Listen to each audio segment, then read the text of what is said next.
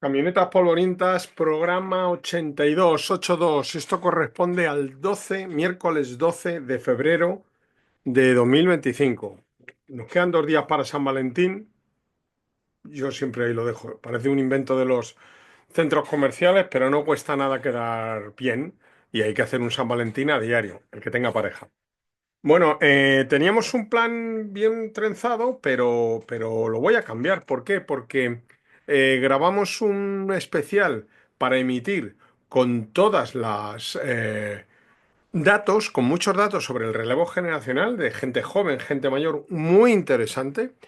Y yo creo que lo mejor es que con Manu Rodríguez descubramos qué es eso, hasta cuánto influye la edad en nuestros deportistas. Bueno, ya sabéis, aparte del programa habitual de los miércoles, vamos a ir haciendo unos extras, unos suplementos, como queréis llamarlo, todos los lunes. Y bueno, este es el que toca esta semana. Ya hemos hecho los especiales del Dakar con Manu Rodríguez. Y hay una cosa que nos, digamos, que nos llama mucho la atención, que es el relevo generacional, que parece que viene, que no viene, que ha habido, que no ha habido. Y vamos a saber el terreno que pisamos. Manu, muy buenas. Muchas gracias por estar. Hola Ángel, muy buenas. ¿Tú estás suscrito al canal? ¿Has dado la campanita para que te avisen de todas las cosas que vamos a hacer? Sí, claro, naturalmente, soy el primero. Yo creo que soy el number one en la Tenemos, suscripción. no lo podemos decir todavía, pero estamos trabajando en una cosa que le va a gustar a todo el mundo. Ha habido desde hace mucho tiempo gente que dice, tienes que hacer esto, no lo vamos a contar, pero yo creo que vamos a hacerle a la gente recuperar la memoria. Hay que tener memoria histórica. Bueno, relevo generacional. Todo lo que quiera la gente, pero yo creo que junto con la montaña, los rallies todoterrenos son los que el piloto tiene más edad, por así decirlo. Qué buen tema, Ángel, este del relevo generacional. Menudo La melón te verdad ha es que abierto. se ha puesto de moda ahora un poco tras el último Dakar, el relevo generacional. De Sí. hecho, ha habido debates por ahí. Yo entraba en foros y he visto en foros donde había debates con mayor o menor vehemencia acerca del tema. La historia es que, bueno, se hablaba del relevo en el sentido de que explicarlo como si fuera una especie de bloqueo por parte de los pilotos veteranos. Yo creo que el relevo generacional será de forma natural o no será. Quiero explicarme con ello. De forma natural, cuando digo de forma natural, ¿qué será? Por el agotamiento propio de los pilotos veteranos, por pérdida de velocidad, por pérdida de motivación, por toda esa serie de cosas. Todo lo que sea forzar esa situación a más, esto es algo que ha ocurrido realmente siempre y que la solución, pues no es una solución en absoluto fácil. Los jóvenes lo tienen complicado. Los que debutaron en su día, en los años 80 y demás, también tenían sus complicaciones, pero bueno, estas complicaciones que hay ahora son lo que vamos a pasar a analizar, Ángel, con toda esta serie de datos que hemos recopilado. Bueno, Bien, yo empezaría, si te parece, empezamos por el Dakar, que está muy caliente, y luego ya pasamos a nuestro certamen. pues para poder razonar todo esto hemos buscado datos en cuanto para poder razonar la longevidad de los pilotos, buscando la referencia en cuanto a la edad que tenían en el momento de obtener las victorias, por ejemplo. Eh, pero antes de empezar con ello, diría que aparte de esto, hay otra cosa que afecta, que es la extraordinaria longevidad que están adquiriendo los deportistas en los últimos tiempos, pero en todo tipo de deportes. Pues nosotros lo vemos cercano en el automovilismo, con Carlos Sainz luchando por el Dakar con 62 años, con Fernando Alonso que cumplirá 44 compitiendo contra un chico, Oliver Berman, que va al high school, que tiene 25 años menos que él, que se bajó del Ferrari cuando compitió en la primera carrera que compitió el año pasado y el lunes estaba con el uniforme y la cartera yendo al instituto.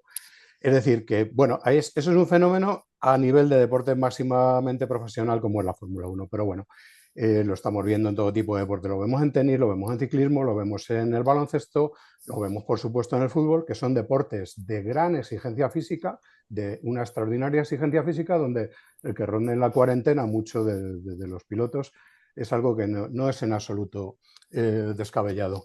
Tengo que También es verdad que romper, tengo que romper una lanza por eso, porque a lo mejor vemos que un futbolista con 62 años, Carlos Sainz, no estaría jugando en un equipo, salvo que fuera de amiguetes o en la empresa.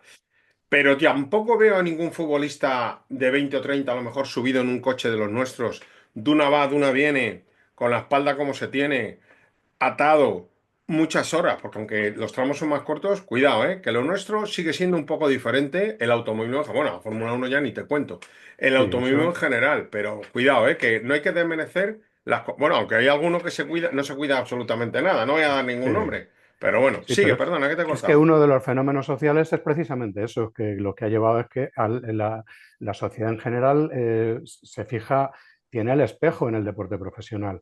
Y si alguien ve que Carlos Sainz lucha por ganar el Dakar con 62 años, pues digo, ¿y por qué yo no puedo?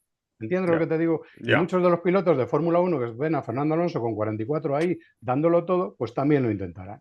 Y a todos los niveles esto es algo que ocurre. Paralelamente hay un fenómeno social. Ese fenómeno social es que ahora mismo los jóvenes se emancipan más tarde. Mm. Según datos del CIS, en los años 80 los jóvenes se emancipaban con 25 años y ahora pasan de los 31. Cifra que yo creo que es muy optimista, Uy, la treinta y cifra uno actual. Sí. Pero bueno, al hilo de esto y ya entrando en las cifras que damos del Dakar, pues vamos a ver quiénes son los deportistas más jóvenes y más longevos que estaban en la prueba Dakaria. Lo primero, empezar, Papel y bolígrafo, el que quiera venga, saber quién es el más veterano más joven. vamos a ir anotando. El promedio de edad, lo primero, el promedio de edad de los vencedores históricos de las 46 ediciones disputadas en el Dakar es de 43 años y 9 meses. Ángel este año acaba de vencer, hace apenas 2 semanas, Yassit Al-Raji. ¿Sabes qué edad tiene? Aparenta menos, pues 43 años y 8 meses. Es ese decir, tío debe decir que es un cuarentón ya. nuestro hombre promedio es precisamente Yassit Al-Raji, por un mes. No Fíjate. da el promedio, es un mes más joven que el promedio de los vencedores. Ujú. Tenemos el más joven vencedor del Dakar, es Juha Kankkunen, en 1988. Tenía 28 años y 9 meses. Madre Tenemos mía. el segundo era Len Genestie, el primer Dakar, el año 1979. Ojo, que no es vencedor oficial, esto creo que lo hemos comentado en alguno de los especiales, porque el primer Dakar era un batiburrillo donde Fue cuarto de la general, sí. fue cuarto, el primer coche, los tres primeros eran motos, pero solo había una clasificación para motos, coches, camiones, lo que fuera, ahí valía. Tenía 31 años y un mes. Y el tercero es Ari Vatanen, fíjate que ya nos vamos a una edad un poquito más respetable. Cuando ganó en 1987 ya tenía 34 años y 8 meses, es decir, la diferencia con Cancún es de 6 años. Entre los tres más jóvenes que lo hacen en Dakar. ¿Y los Hay más un denominador mayores? común, Ah, bueno, ahora me lo cuentas tú, sí, los más hay un mayores. denominador común entre los más jóvenes, Ángel, y es que 8 de los 10 más jóvenes de la tabla obtienen sus victorias en la primera década, en la década de los 80. Esto lo dejo como referencia A ver, para repite, que 8 de los... los 10 más jóvenes en la tabla de vencedores más jóvenes del Dakar obtienen sus victorias dentro de la década de los 80. Entiendo que en los 80 había más posibilidades para los recién llegados. Sigue. Bien, pues ahora vamos con la tabla de los más mayores. El más Buf, mayor ya sabemos quién es de casa, como tú dirías, Carlos Sainz, Su excelencia. con 61 años y 9 meses en 2024. ¿Quién dirías que es el segundo? Segundo, joder, que se vea que esto está sin preparar. ¿Quién Venga, te sería ayudo. Carlos Sainz, con su victoria en 2020 con 57 años Ah, y bueno, 9 yo pensé que ibas meses. a cambiar, te iba a decir Peter Hansen. No, es que otra vez va Carlos Sainz en tercera posición en 2018 con 55 años y 9 meses. Es decir, tiene el tridente, el matador. Ya el cuarto sería Stefan Peter Hansen con su victoria en 2021, 55 años y 5 meses. Y Y en Nasser. quinta posición, Nasser con su victoria en 2023, con 52 años y un mes. ¿Recuerdas lo que acabamos de decir de los jóvenes que obtenían sus victorias en la década de los 80? Vale, pues Esto es ahora. en espejo nos vamos al extremo contrario. Resulta que de las 10 últimas ediciones figuran 8 de los vencedores más mayores. Y se salva de los 10 Jean-Louis Lesser, con sus victorias en el 99 y 2000, que tenía 50 y 51 años. Es lo único que se sale de las 10 últimas, de las 10 últimas, de la última década, Sí, de porque las yo 10 creo últimas que victorias. eso sí que lo hablábamos preparando el programa. Yo tenía de Villiers como de los más jóvenes en haberlo ganado en los últimos tiempos. Uh -huh. Sí, de Villiers era uno que con su victoria en 2008 es uno de los que se mete, de 2009, es uno de los que se mete entre la tabla de más jóvenes. Y el otro que se mete es Jutta Kleismith con su victoria de 2001 También son los dos únicos que se salen del periodo 1979-1989 en cuanto a jóvenes. Pero vamos a distribuirlo también, si te parece, por décadas. Yo he hecho Mm. una especie, lo he dividido en franjas para ver cómo evoluciona de cada década.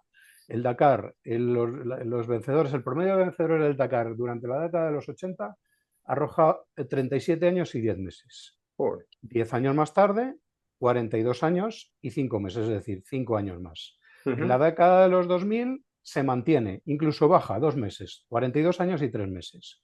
Ya en la década de 2010 vuelve a crecer otros 5 años, pasa a 47 años y 3 meses, y finalmente la década de 2020, los 5 años que llevamos hasta ahora, se dispara a 53 años y 5 meses, se dispara 6 años, 6 años por encima.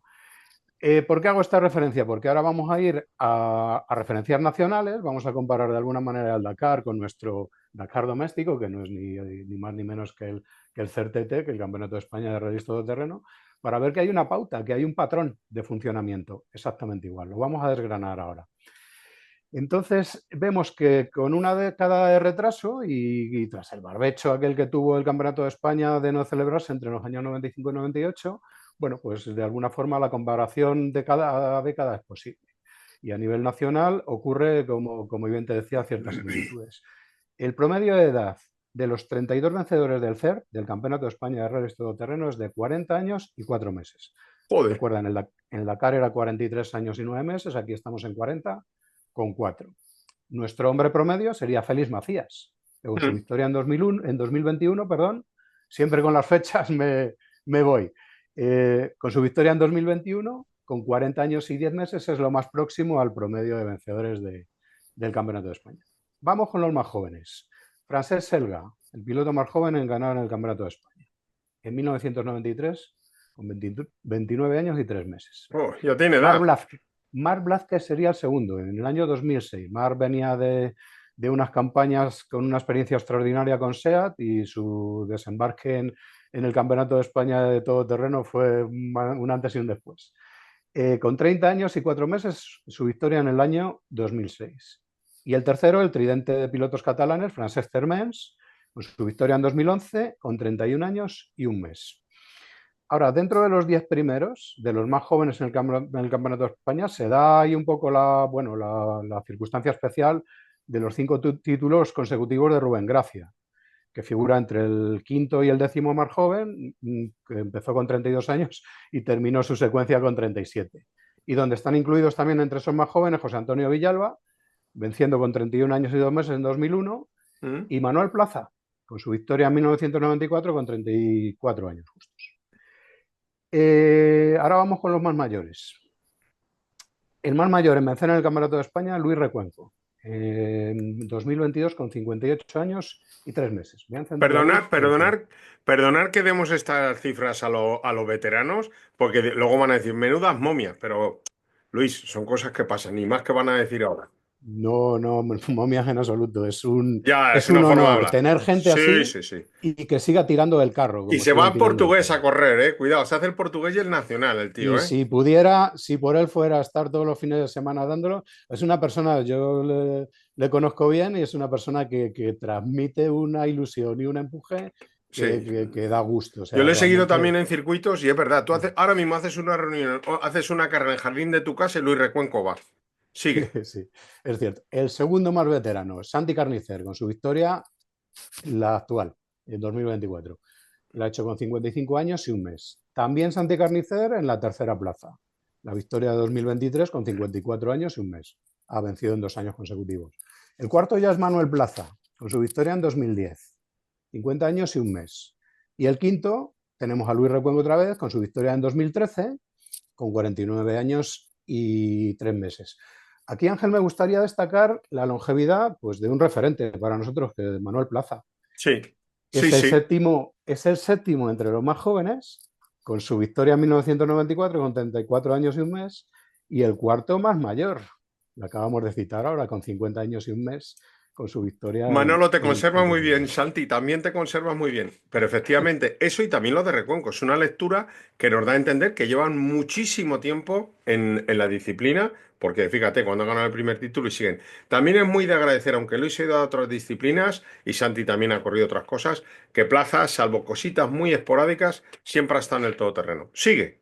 Pero fíjate que lo estamos cifrando en victorias, pero bueno, la amplitud entre victorias de Manuel Plaza es de 16 años. Oh, Que Manolo sigue, que este año no ha estado en el Dakar, pero estuvo el año pasado. Es decir, que son gente que siguen teniendo un empuje y una determinación que son, y están finos filipinos, los sin tíos, finos duda, filipinos. referentes, son referentes Mm. para nuestros jóvenes. Es decir, que es que no solo hay que tomar los veteranos como que no están bloqueando nada. Hay un puesto por el que luchar, ellos se ven con ganas y se ven que tienen la velocidad para poder luchar por esos objetivos y están ahí de pleno derecho.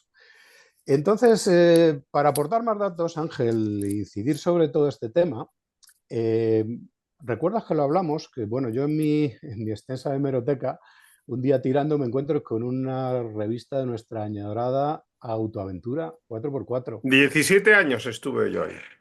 un artículo del gran, que tú le recordarás, Enrique Maravini. Mi predecesor en el cargo y es un señor del que aprendí mucho porque vi cómo me trataba a mí cuando llevaba equipos y claro, luego me quedaba, o sea, un fenómeno. Enrique Maravini, que la verdad, no sé, Enrique, llevo sin saber de ti tiempo, pero un fenómeno, sí.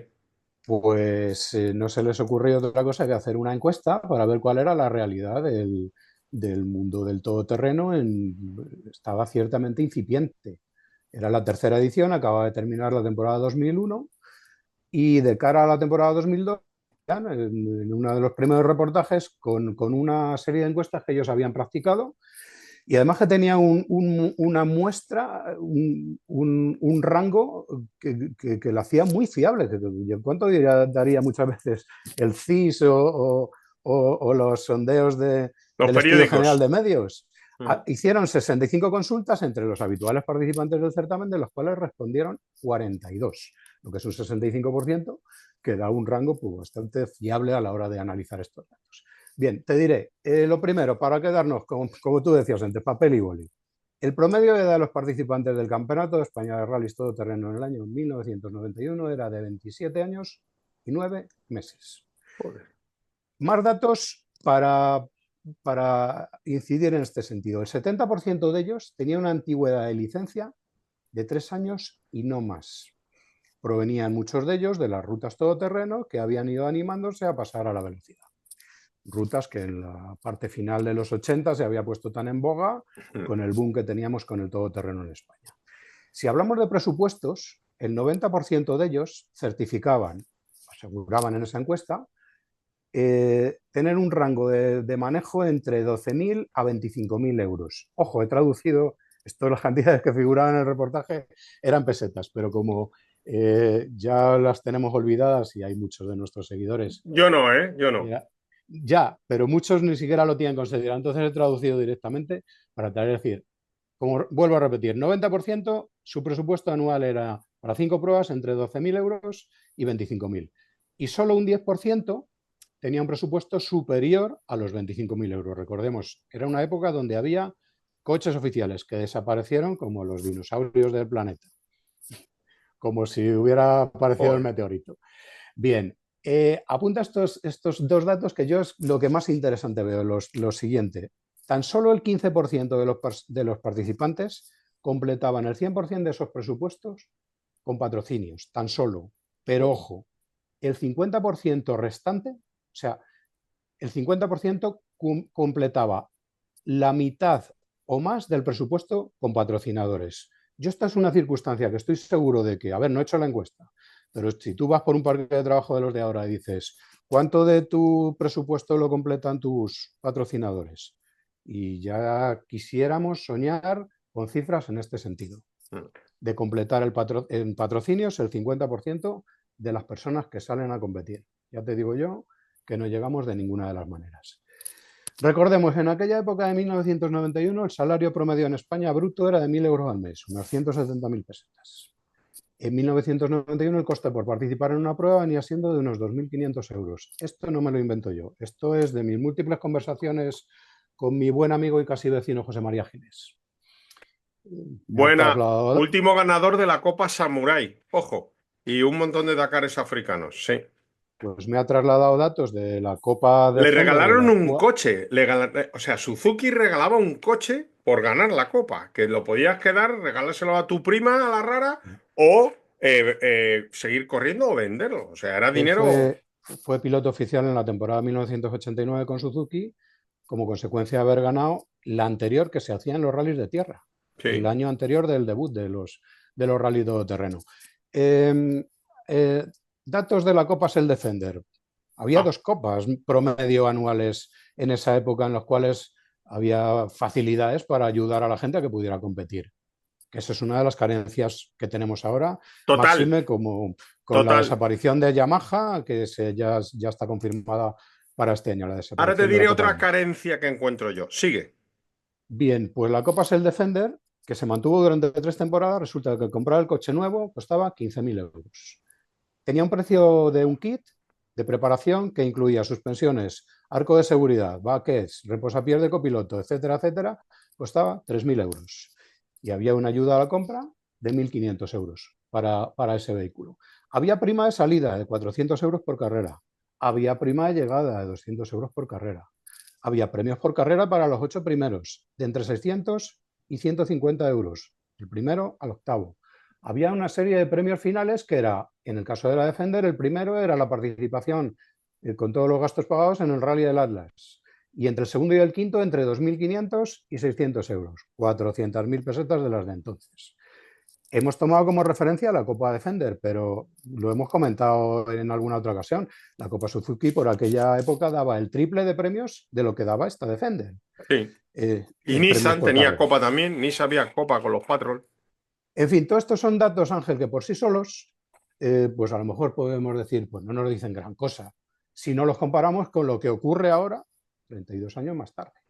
Que Y no hay nada. resulta que vemos que el promedio de edad de los participantes del Campeonato de España de Rallys Todoterreno es de, ¿recuerdas lo que habíamos dicho antes? Que era de 27 años y 9 meses. Sí, casi Bien, pues 28. ahora el promedio del año 2023 fue de 46 años y 4 meses. Es decir, Casi el nos hemos doble. ido, nos hemos ido a 20 años por encima, ciertamente. Estos son datos de un estudio que pude yo realizar personalmente en una colaboración con la Federación Territorial a la hora de analizar pues, pautas de multiparticipación en diferentes certámenes. Entonces es algo que es claro y es fehaciente que es así.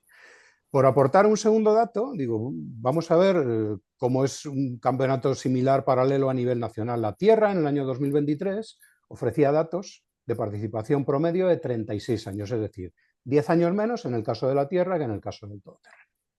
Y por poner otra cifra comparativa, en el año 2023 el salario promedio bruto en España es de 2.250 euros, es decir, 1.000 euros en el año 2000, en 1991, 2.250 en el año 2023, un Yo no poquito más llego, arriba. Yo no llego.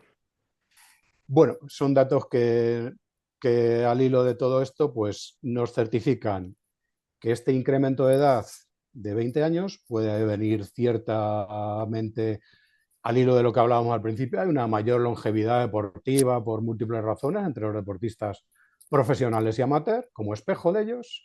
Hay una realidad social en la cual la emancipación de los jóvenes y su independencia económica se obtiene mucho más tarde, pero el fondo de la cuestión es que los presupuestos para correr se han desorbitado en los últimos años de una forma, Ángel, que yo considero brutal.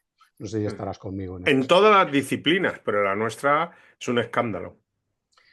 Yo tengo un ejemplo, además experimentado en primera persona, de por qué ha ocurrido esto.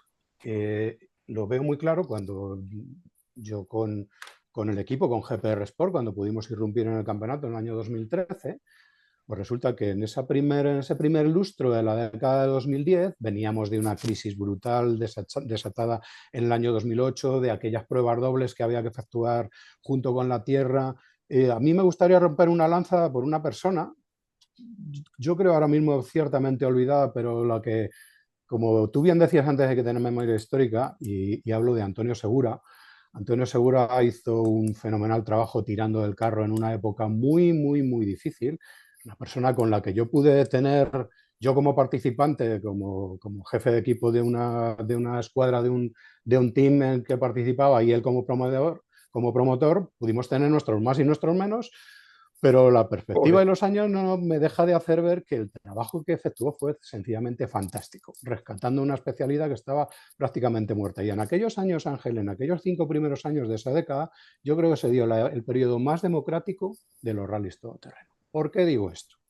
Porque efectuando un gasto, un desembolso de entre 20 y 25 mil euros en un vehículo, tenías un coche con el cual poder optar por Sí, porque victorias. fue la Copa Navara, fue la Copa Navara. He de decir dos cosas ahí muy al hilo. Eh, Siempre digo lo mismo, como en su día Jesús Gómez Frías, que era el que hacía la Alta Alcarria y tal y cual, han hecho cosas muy bien, pero también hubo cosas que están en su debe. Es decir, no teníamos por qué habernos ido de Portugal, porque Portugal ahí sigue. Por ejemplo, yo no digo todas, pero alguna guerra en Portugal, como decían los organizadores portugueses, estaba Javier Sande, director deportivo, y no había carreras aquí. Y nos fuimos ahí. Cuando llegó Antonio Segura, dijo que Tururú, que no se iba más a Portugal. Y luego fue el que trajo el primer Tamagotchi, el RBS Obey, el primero que lo trajo fue él. Sigue, pero vamos, que luego hay que agradecerle un montón de cosas. Si dices tú de discutir, yo discutir nos hemos llamado de todo, pero bueno, Sí, aquí pero seguimos bueno, y son cosas que son propias del fragor del día a día de la competición, de tal, pero vamos, sigo no manteniendo deja. contacto y viene a la feria de clásicos, la feria de Mm, clásicos de Madrid viene porque él sabe sabes que le gusta mucho y ujú. bueno, lo tiene todo muy dejado y olvidado, no quiere saber Pues nada. yo no dejo de ser una persona que creo que el tiempo y en perspectiva habrá que poner en valor cuál fue su función y yo para mí cumplió un papel fundamental para que esto sobreviviera. Y al hilo de... Como lo de todos los organizadores, porque ya lo hemos comentado en el programa de la semana pasada, se ha caído Jaén. Jaén la ha montado un piloto que corría las carreras de Antonio. Piñón corría las carreras de Antonio. Entonces, digamos que era el que apretaba, oye, en tu tierra hay que hacer algo. Y tiraba del carro. Pero ahora mira, es que las instituciones no están por la labor, ¿eh?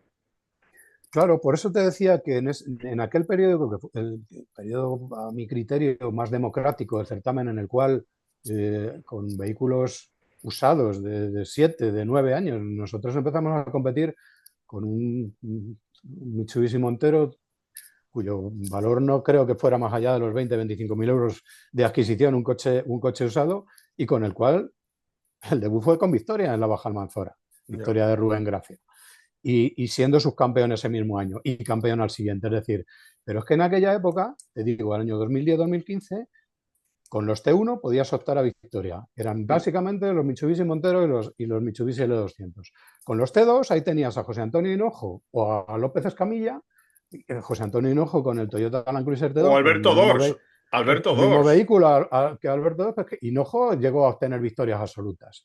Ahí tenían los side by side que empezaban a evolucionar, que eran de aquellos, como tú bien decías antes, los RBS Obey, que un poco se reía todo el mundo, ¿dónde vas con un carrito de golf? Pero es que la evolución, resulta que eso luego en manos de Isidre Esteve, que fue subcampeón en el año 2014, en manos de Marc Blázquez, que fue segundo en la carrera de Lorca del año 2013. Sí, con un Polaris Eh, de ARC.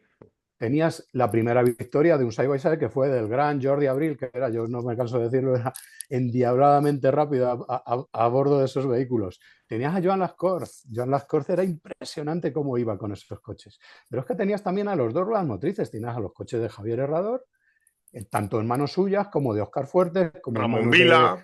Jordi Torra, de Ramón Vila, que estaban ahí dando la batalla, es decir, que había una amalgama, el C de Refouquet de Michel Turon, del francés, había una amalgama de vehículos luchando por todo que era fundamental. Pero hay un momento clave, Ángel, si me vas a permitir, que es la temporada 2016, donde irrumpe de forma, vamos a decirlo sin menospreciar a nadie, irrumpe de forma seria el primer vehículo Toyota Verdez en manos de Antonio Fortuny y de Ah, un equipo de la solvencia de VM. Llevan a cabo una evolución fantástica con el vehículo y de repente nos damos cuenta todos de que es un antes y un después. Quien no se suba a ese carro le va a pasar por encima. Sí, había habido prototipos tubulares antes, los nos quedan Bowler 10 y minutos, demás. ¿eh? Nos quedan 10 minutos. Sí, Sigue. pero esos prototipos tubulares pues no habían tenido a lo mejor la continuidad que tenía este proyecto, ya digo, en manos de Antonio Fortuny y de VM.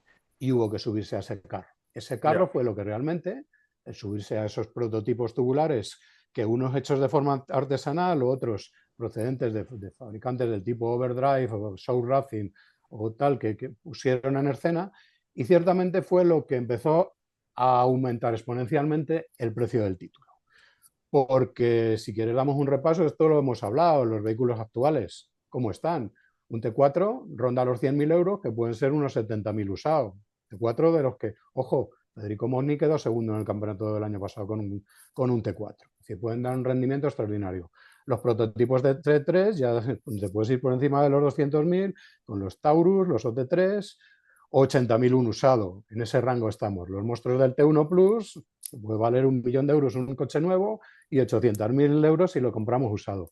Mientras el resto se ha ido quedando realmente, ciertamente obsoletos. Entonces, lo que nos lleva a todo esto es que la evolución de los buggies ligeros y la incorporación de todos estos coches, todo ello por la reglamentación FIA, que ha sido la que se ha incorporado para ello, ha hecho que todo esto haya incorporado una inflación porque no recogen en absoluto el espíritu de la economía nacional a la hora de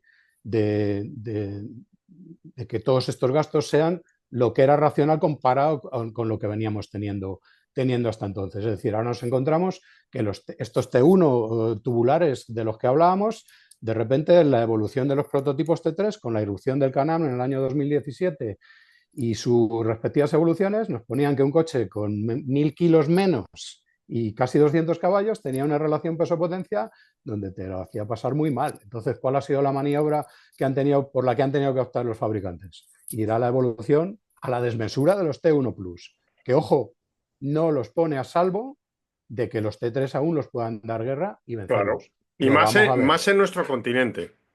Efectivamente, en terrenos donde puede haber barro, donde hay zonas estrechas, donde hay zonas más trialeras. En terreno abierto es otra cosa. Cualquiera de los casos, en el Dakar el T3 queda en el 14 de la general, el primer T3. Ya lo hizo Cristina el año pasado, ya lo ha vuelto a ocurrir exactamente en este año. Aparte de esto también, Ángel, pues oye, todos ponemos un poquito de nuestra parte a la hora de colaborar en la inflación. Yo ahora mismo los parques de trabajo no los diferencio de un parque de atracciones. Motorhomes, suntuosas carpas, camiones a cual más grande, los catering casi obligatorios, que es una competición a ver quién hace la paella más grande. Entonces, pues toda esta profesionalización que lo llaman nos da para que, bueno, por ir finalizando y terminando, dar para mí las que son las 10 claves.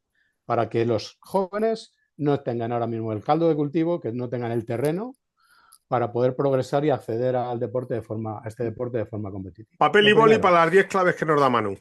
Las 10 claves. El CER se ha convertido, a mi criterio, en una matanza de moscas a cañonazos. Matar moscas a cañonazos es sobredimensionar los medios para los objetivos. La segunda clave. La reglamentación técnica no es adecuada a la realidad nacional. Tenemos una realidad FIA que no tiene nada que ver con una realidad nacional. Es decir, el mismo reglamento del Dakar lo tenemos aplicado a nivel nacional. Los costes, tal, no tienen absolutamente nada que ver. Es un certamen que no tiene apenas cobertura de prensa, Ángel, y aquí tengo que romper una lanza por ti. Yo he estado en 2 ruedas de prensa el año pasado de pruebas internacionales y el único periodista era Ángel Montalbán. Los demás eran proveedores de una serie de servicios, fotografía, vídeo y demás. Visitas. Sí, están acreditados como prensa, pero no es gente que escriba un artículo sobre ello, no es gente que haga siquiera una pregunta al interesado. Eso lo vimos el año pasado en la Baja Extremadura y lo vimos en la Baja Aragón. Doy fe. Los medios oficiales, Ángel, no cuajan. El streaming, por el que tú vas y comentas en alguna ocasión, tiene 100 personas viéndolo en directo. Y cuesta un montón hacer un streaming. Cuesta ciertamente una pasta. La televisión, Teledeporte, con su programa Racing for Spain, que sale el reportaje de X minutos después de cada carrera, está en un 0,6 de share. 0,6 de share de un jueves a las 6:30 de la tarde o de un viernes a las 10:30 de la mañana, pues chico, no sé exactamente las cifras, pero se me antojan escasas. Lo mismo que las visualizaciones de YouTube, de los espacios que resumen los programas en YouTube, no pasan de las 5.000 visualizaciones, mientras que hay otra serie de especialidades que las triplican. Otra clave, la comunicación está sostenida por las redes sociales de los propios pilotos, que ciertamente son subjetivas, por no decir más, por no ir mucho más allá. La subjetividad es lógica, todo el El mundo, lunes las el cosas lunes ha saben. ganado todo el mundo. El lunes ha ganado todo Dios. El no respetar los rangos, fundamentalmente, Ángel. Ya, Campeonatos, copas, trofeos y challenge. Una persona es campeón de España cuando gana un campeonato. Una persona es vencedor de un trofeo de España cuando ganan un trofeo. Lo dejo ahí, no voy más allá. ya.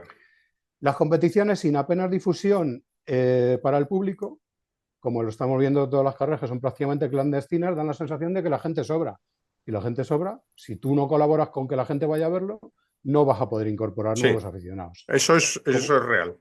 como no hay cobertura mediática, los patrocinadores son meros compromisos, meros intercambios de cromos. No lo neguemos porque eso es una realidad. Es decir, eh, luego las marcas están muy lejos de la filosofía del CER, bien porque hayan cedido a las presiones de lobbies ecologistas, bien por miles de circunstancias de tipo industrial, de tipo político, pero no hay ahora mismo marcas que representen que puedan estar en nuestro campeonato desarrollando la actividad en la que tendrían que estar, porque yo a mi criterio el automovilismo sin marcas va a medio gas, porque las marcas son las que proporcionan difusión y promoción. Lo hemos visto antes con lo que hablábamos de las copas de promoción.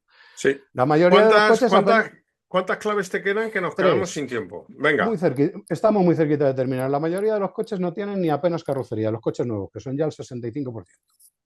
Los buggies, compárame la carrocería a la trasera de un Land Cruiser largo con los Oh, 4 paneles que pueda tener un buggy ligero.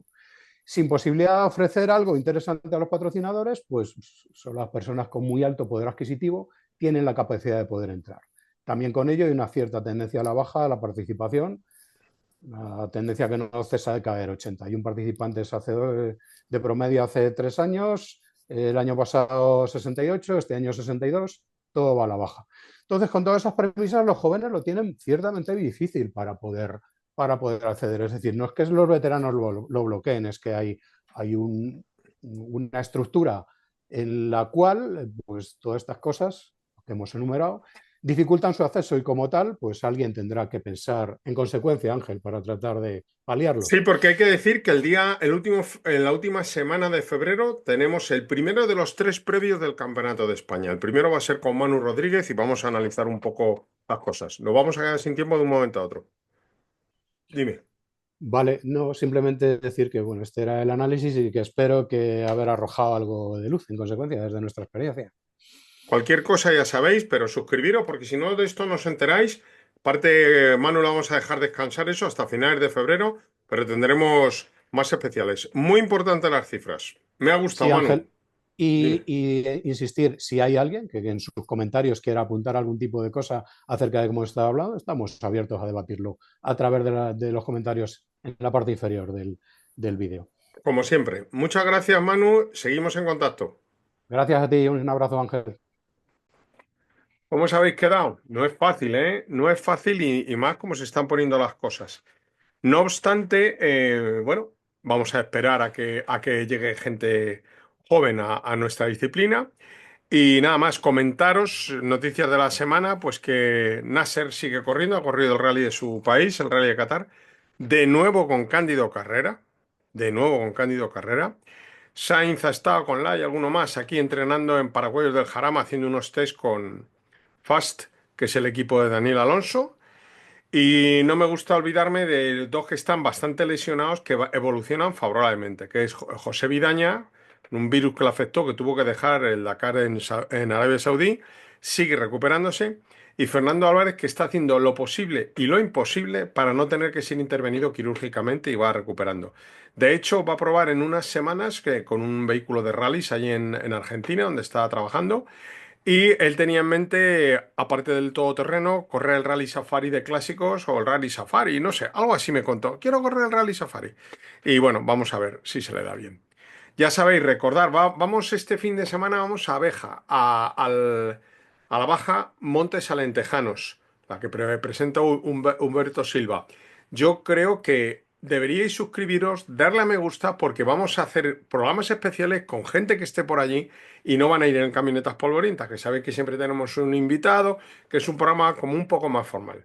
Muchas gracias, hasta la semana que viene, 82 programas. Recordar, suscribiros y darle a me gusta, darle a la campanita, porque si no, no os enteráis de lo que pasa. Si no es por mí, es por los que hablan, que son unos fenómenos.